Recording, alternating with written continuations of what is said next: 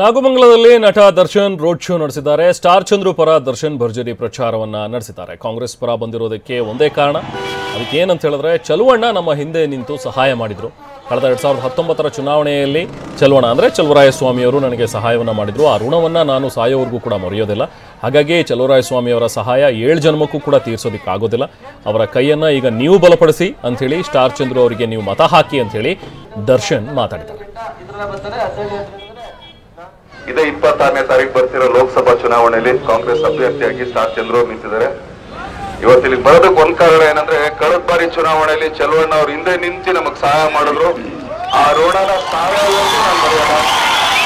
ಯಾಕೆಂದ್ರೆ ಪ್ರತಿಯೊಂದು ಅವರು ನಾಗಮಂಗಲ ಪ್ರತಿಯೊಂದು ಹೋಬಳಿಲಾಗ್ಲಿ ತಾಲೂಕಲ್ಲಾಗ್ಲಿ ಅವ್ರು ನಮ್ಗೆ ನೀಡಿದಂತ ಸಹಾಯ ನಿಜವಾಗ್ಲೂ ಇದಲ್ಲ, ಇನ್ನೊಂದು 7 ಜನ್ಮ ಹುಟ್ಟುಕೊಂಡ್ರು ನಾವು ತೀರ್ಸಕ್ಕಾಗಲ್ಲ.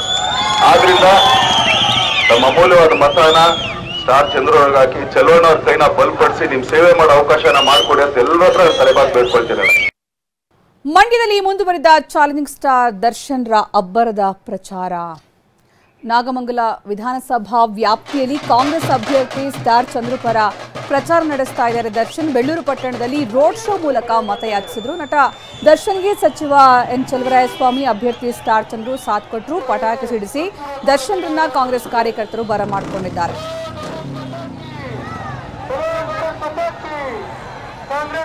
ಮೊದಲನೇದಾಗಿ ಇದೇ 26ನೇ ತಾರೀಕು ಬರ್ತಿರೋ ಲೋಕಸಭಾ ಚುನಾವಣೆಯಲ್ಲಿ ಕಾಂಗ್ರೆಸ್ ಅಭ್ಯರ್ಥಿಯಾಗಿ ಸ್ಟಾರ್ ಚಂದ್ರು ನಿಂತಿದ್ದಾರೆ.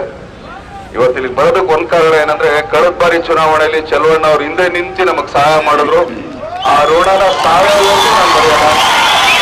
ಯಾಕೆಂದ್ರೆ ಪ್ರತಿಯೊಂದು ಅವರು ನಾಗಮಂಗಲ ಪ್ರತಿಯೊಂದು ಹೋಬಳಿಲಾಗ್ಲಿ ತಾಲೂಕಲ್ಲಾಗ್ಲಿ ಅವ್ರು ನಮ್ಗೆ ನೀಡಿದಂತ ಸಹಾಯ ನಿಜವಾಗ್ಲೂ ಇದಲ್ಲ, ಇನ್ನೊಂದು 7 ಜನ್ಮ ಹುಟ್ಟುಕೊಂಡ್ರು ನಾವು ತೀರ್ಸಕ್ಕಾಗಲ್ಲ.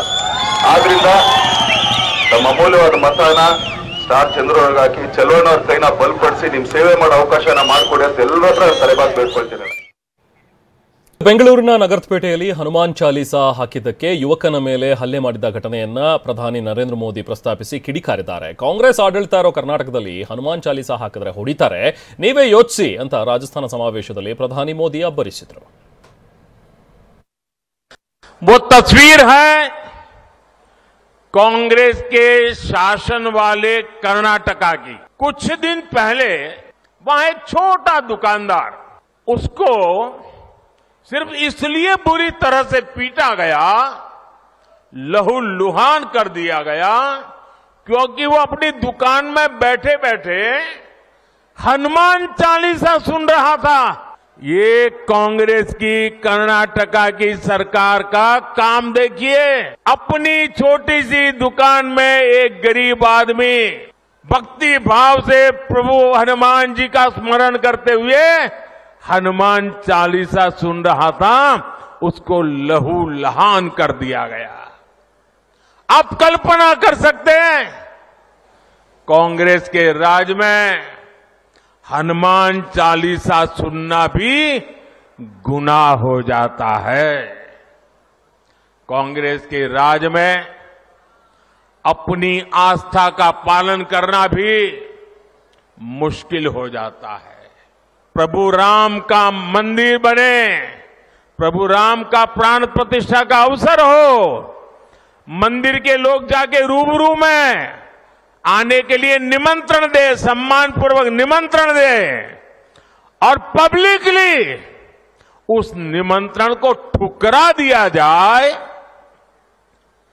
तो उनके चेले चपाटे भी हनुमान चालीसा करने वालों को पीटेंगे कि नहीं पीटेंगे भाइयों।